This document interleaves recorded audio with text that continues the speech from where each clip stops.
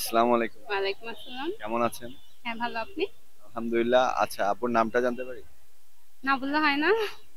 বললে ভালো হইতো। এই যে আপু। আচ্ছা, আপুর নামটা লুকাচ্ছে কোনো না কোনো কারণ আছে। হ্যাঁ, শিওর। আচ্ছা, মূলত আমরা ক্লাসিক ফুর্তি র্যান্ডম প্রশ্ন করে থাকি। আপনারাও করব প্রস্তুত? হ্যাঁ। আচ্ছা, আপনার জীবনে আপনি কতজনের সাথে রিলেশন করা হয়েছে? একজন।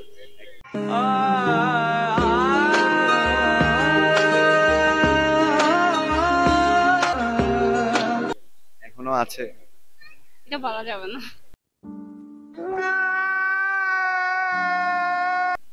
নামও বলতেছেন না, ওইটাও বলতেছেন না কেন? সবাই তো বলে, আমি না হয় নাই বললাম। আচ্ছা, আপনি জীবনে কি পেয়ে গেলে আপনার জীবনে আর কিছু মানে পাওয়ার নাই? আমি আমি আব্বুকে। ওকে, কেন আপনার আব্বু আপনার কাছে নেই? কই? আল্লাহর কাছে। কলিজা তুই আমার, তুই যে নয়নের আলো। আচ্ছা আপু, আপুর বাবাকে পেয়ে গেলে আর কিছু লাগে না, আপনার কথাটা অনেক সুন্দর লাগলো। Thank you. আচ্ছা ধরেন আপনি আপনার স্কুল লাইফে যদি আবার ফিরে পেতেন, মানে সেই জীবনটা আপনি কি সব থেকে বেশি মানে চাইতেন? স্কুল লাইফ হচ্ছে আমার ক্লাস 8-এ যে ফ্রেন্ডগুলো ছিল ওদেরকে অনেক বেশি মিস করি, স্টিল নাও মিস করি। তো যদি আবার চান্স পাই, হ্যাঁ যোগাযোগ আছে, যদি আবার চান্স পাই সবাই একসাথে মিট করতে চাই। তখনের কোন মুহূর্তটা আপনি এখনো ভুলতে পারছেন না?